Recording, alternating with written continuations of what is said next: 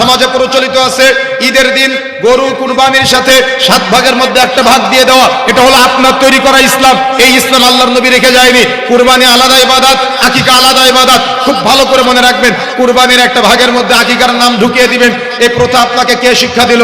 এই প্রথা আল্লাহর নবীর শিক্ষা দেওয়া প্রথা না।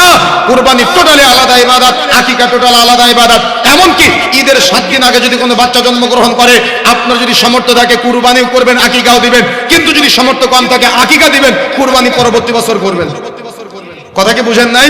কিন্তু আপনি কিসের কোন শরীয়তের ভিত্তিতে কুরবানির গরুর 7 ভাগের মধ্যে একটা ভাগ আকিকার নাম দিয়ে দিলেন? ইসলামকে আপনার মতো করে সাজালে হবে? ইসলামকে আপনার হুজুরের মতো করে সাজালে হবে? চলবে না। ইসলাম চলবে আল্লাহর নবীর কথায়। সুতরাং ছেলে হলে 2টা ছাগল বা 2টা ভেড়া বা 2টা দুম্বা, মেয়ে হলে একটা ছাগল, একটা ভেড়া বা একটা দুম্বা। আপনার মনে চাচ্ছে গোটা এই কামারখন্দের এই সিরাজগঞ্জের রায়গঞ্জ এই এলাকার মানুষকে আপনি খাওয়াবেন। এই এলাকার সব মানুষকে যদি আপনি খাওয়াতে চান খাওয়াতে পারেন। আগে সুন্নত পালন করবেন।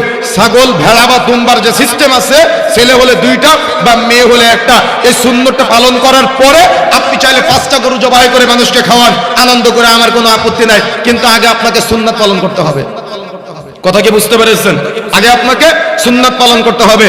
এভাবে 7ম দিনের দিন বাচ্চার আকিকা দিয়ে দেওয়ার চেষ্টা করবেন। বোন, খুব ভালো করে মনে রাখবেন, ইসলামী শরীয়তের এই মাসালাকে অনেকে ভুলণ্ঠিত করে ফেলে। নিজেদের মতো করে জীবনে একবার নাম রাখার চেষ্টা করে, কুরবানির ঈদের দিন নাম রাখার চেষ্টা করে। 40 দিন পর অমুক দুলা ভাই আসবে, খালাতো ভাই আসবে, সেই দিন ছাগল জবাই করে আকিকা দিবে। আপনার দুলা ভাইয়ের জন্য ছাগল জবাই করা বাদ দেওয়া যাবে না। মনে থাকবে ইনশাআল্লাহ।